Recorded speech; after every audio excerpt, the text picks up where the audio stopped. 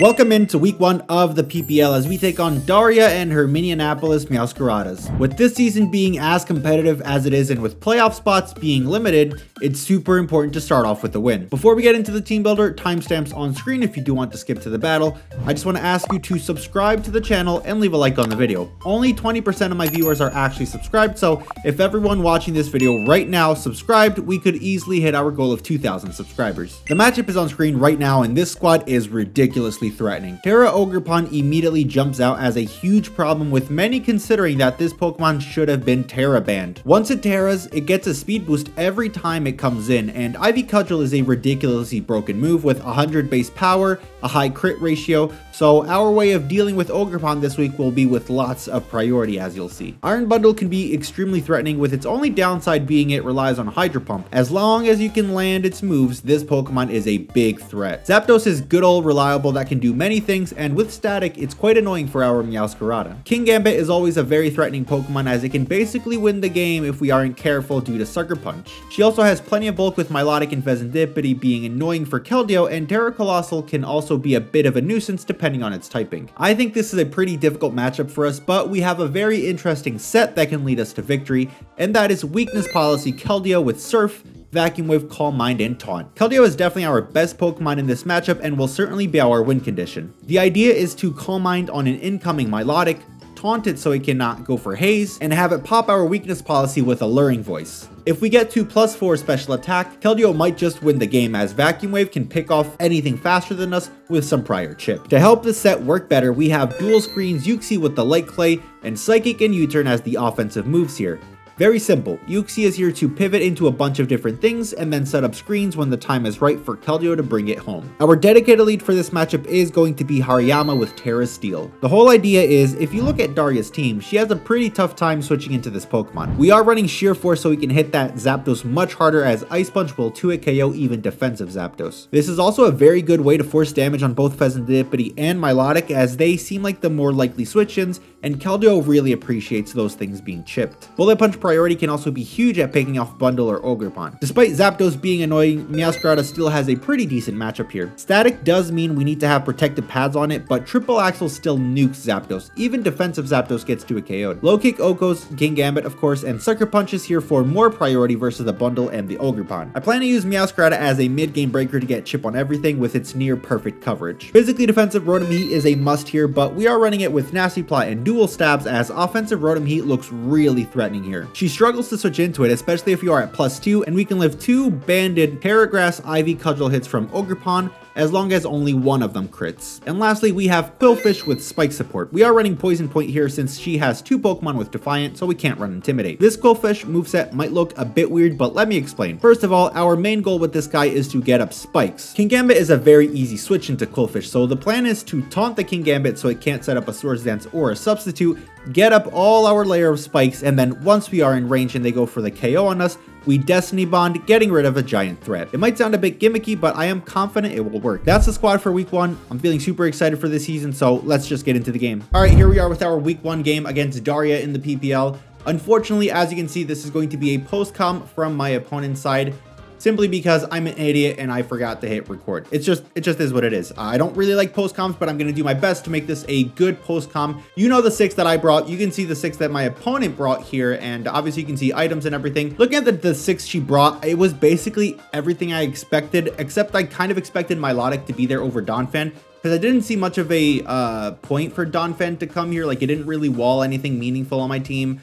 It's not even a great Rotom check because I can always Will-O-Wisp it, and Overheat's still going to do a lot, but she did opt to bring that over Milotic, which I thought was a more likely bring to be able to like switch into Keldeo or like Haze my Keldeo or whatever. So you guys know my Keldeo was Weakness Policy to try to take advantage of Alluring Voice Milotic, but we'll have to find another way to pop our Weakness Policy in this game. Our lead was always going to be Hariyama. She actually elected to lead with our Tera, with her Tera Ogerpon, and you guys will see that that's actually a pretty big deal here. If you guys watch the team builder, you know the plan was to lead Hariyama, Tera into a Steel type turn 1, and just go for damage, because she does have a pretty hard time at checking Hariyama. Zapdos doesn't want to switch in. Donphan might want to switch in, but I have good switch-ins to Donphan, and an Ice Punch is still going to do a decent amount of damage. So our play was always going to be to Tera into a Steel type, and just go for damage. Now, I was expecting Daria to make a play of like U-turn here and then go into something like Donphan or go on to something like Zapdos, because in theory I should live one of anything, but she turns out that she is Choice Banded. She does predict my Tera, she does low kick, and she just blows up my Hariyama turn 1.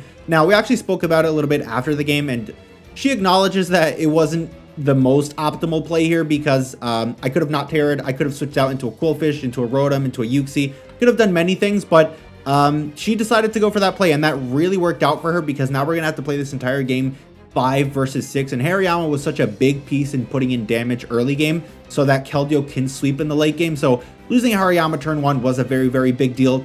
Not an optimal play by Daria, but it did work out for her, so maybe it is an optimal play. I just opt to bring out my Uxie. I know this is going to bring in the Kingambit, so I'm just going to go ahead and click U-turn. I just wanted to see what her response to this was. We know she's banded, so she's definitely switching out. So we do just go for the U-turn, and I think now I can just go out to Rotom.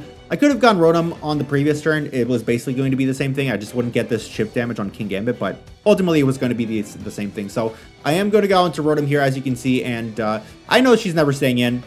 She's got the Donphan there. She's probably going to go out into Donphan, so this turn, I think I just go ahead and click Nasty Plot. So yeah, she is going to switch out into her Donphan. I can click Nasty Plot here because Rotom offensively actually does really, really good into this game.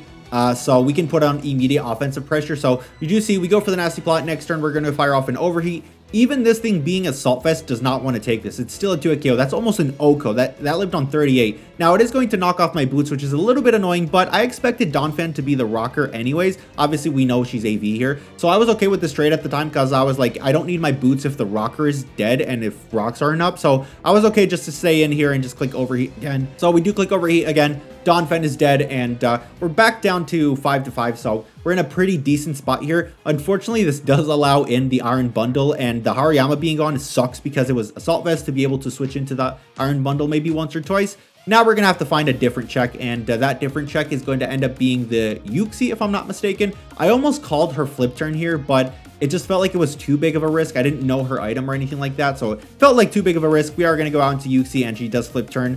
And this allows her to bring in her Kingambit if she wants to, but I actually think this turn, she did apparently think about going out into Kingambit because it's a pretty no drawback play. She could have gotten her rocks up there, but she actually decided to go out into her Ogerpon here. As you can see, she does just end up going out into her Ogerpon. She's going to Tera and she's going to go for a U-turn, which is a fine play here. Obviously, she could have gone for a Banded Ivy Cudgel, but I do have good switch-ins to it in the back. I'm going to go Qwilfish because that's what I expect to happen this turn. I am expecting her to click Knockoff or U-turn, and I am Poison Point on Qwilfish this time around. I'm not Intimidate, obviously, because of Defiant on 2 Pokemon.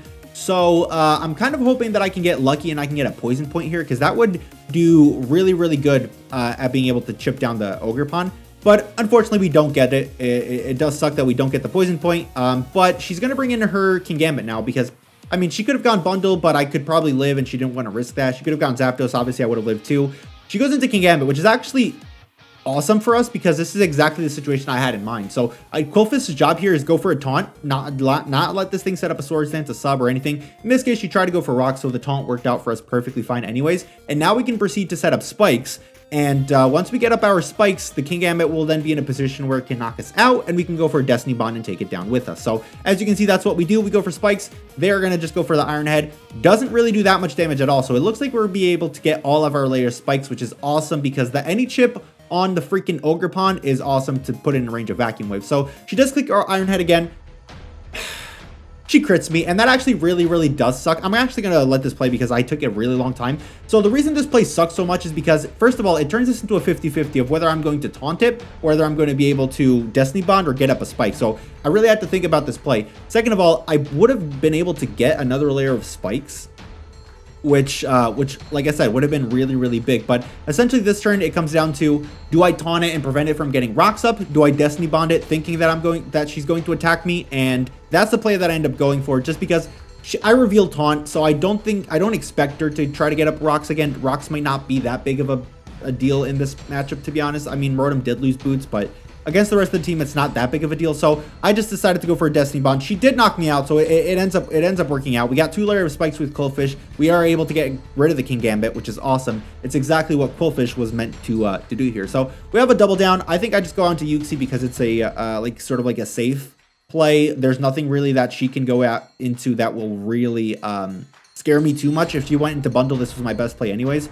So we are just gonna go ahead and click U-turn here. As you can see, Daria has the Rain Dance. Now, Daria loves her Rain Dance Weather Ball sets. Like, she just absolutely loves that. Oh, by the way, we got paralyzed on the first U-turn static, so that's super unfortunate. We didn't get the poison point, but we get paralyzed first turn, so hopefully that doesn't end up mattering later in the game. So the reason Rain Dance here sucks is because I can't go Rotom, right? Because I know she's going to bring out Weather Ball. It just makes sense. So what we actually do here is we go out into our protective pads on Meowscarada. And the reason I went into Meowscarada is when I was building, I just didn't see any reason for Daria to be max defense because she would still be 2-hit KO'd by Triple Axel. So I didn't really see any reason for it to be that. I just thought she was going to be a more offensive build. So Triple Axel from here has a very good chance to kill. As you can see, unfortunately, it lives on 1 HP, and that's actually such a huge deal because if Meowscarada was at full health, we could live a hit from Bundle. We could live a hit from Ogerpon as long as it's not U-turn. We could have done so many more things with Meowscarada, but unfortunately, Zapdos lives on 1 HP, and that puts us in a pretty terrible spot because Meowscarada can't live a hit from anything else now. That would have put us in a pretty decent spot. Unfortunately, it did not happen, and she brings in the Bundle now. And obviously, at this point, I still don't know the item. I still don't know what she's cooking with here. So we're going to opt to sack off the Rotom. It seemed like the least valuable Pokemon in this entire matchup. I still needed Uxie because I have screens on it. I can set up screens. Obviously, I could have gone Keldeo, but I don't know the item, so it's too much of a risk here. So we are just going to opt to sack off the Rotom, as you'll see here in a second. As you can see, we sack off the Rotom. They do land the Hydro Pump, so this Bundle definitely has the specs on.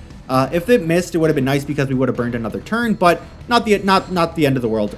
Really, we can just go on to Uxie here because I calced, and even if this thing, unless this thing is specs, which I didn't know at the time, Uxie is able to live 1 hit. Now, knowing what I know now, obviously I would have gone into Keldeo straight away, but I didn't know this thing was specs at this time yet. It hadn't been revealed. So I do opt to just go on to Uxie, and the plan was going to be set up a light screen and then go into Keldeo and win the game. Either it's not specs and we live, or like it could even potentially miss a Hydro Pump, right? That's not out of question. So we are just going to go and click light screen, but as you can see, Daria's Bundle definitely has the specs because she hits another Hydro Pump in the rain, killing us, which is super unfortunate. So now we kind of have to go for game. It's kind of like kamikaze at this point. We have to go into Keldeo. We have to set up a Calm Mind. I know she's going to go out into Pheasantipity, but depending on the Pheasantipity set, we might actually be able to get to +4. And if we can get to +4, we have a very good chance at winning this game. So we do go for a Calm Mind here, as you can see. Perfect. I'm going to go for another Calm Mind because there's not really anything else that I can do here. She turns out to be Scarfed, as you guys know, and she's going to Scarf herself into Dual Wing Beat, which